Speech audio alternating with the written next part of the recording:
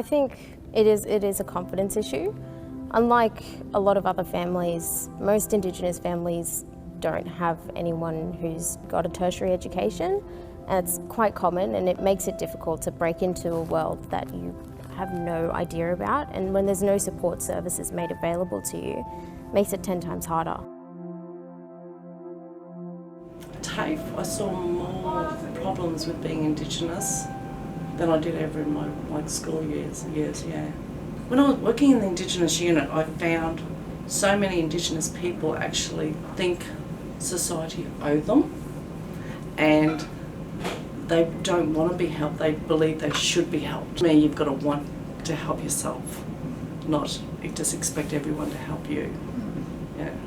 I have family in the Torres Strait, and majority of the family that live in the Torres Strait, like for their kids to get a better education, they send them to mainstream, which is here, like mainly in Brisbane, or in Queensland somewhere, to do high school and to do university and that, because they can't do it on the Torres Strait.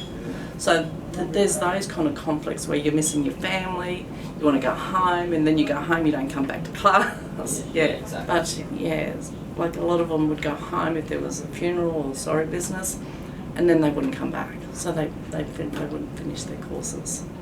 But you don't have what we had. That Indigenous unit was totally focused on Indigenous people, and there was no other one like that in Queensland.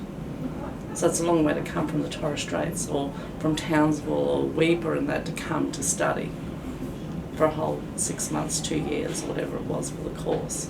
Yeah. There's a double-sided, I suppose a double-edged knife in some senses, because when you go to university, sometimes in our community you cop flack from your family for thinking that you're too good and you lose touch.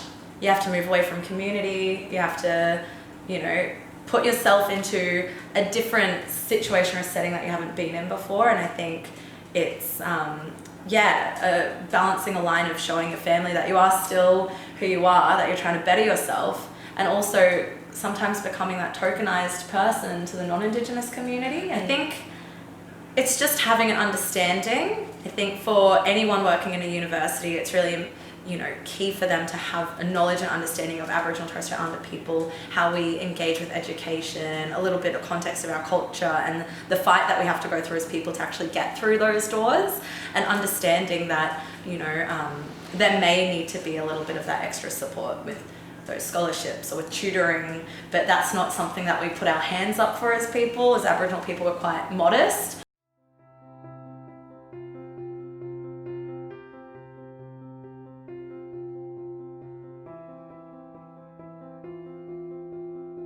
Well, Career Trackers is a national non-for-profit organisation that link Aboriginal and Torres Strait Islander high school and uni students to paid corporate employment in their uni breaks. For 10 Aboriginal students who go and enrol in university, only 4 of them are likely to graduate, but thankfully we've seen with the Career Trackers program we're up to around 8.5 go through to graduation. I have a few students who I've worked with from Year 12 in smaller regional communities who are now working for organisations such as Origin Energy and Westpac, and seeing their confidence and their pride and their willingness to want to go back to community and share word of what those opportunities look like.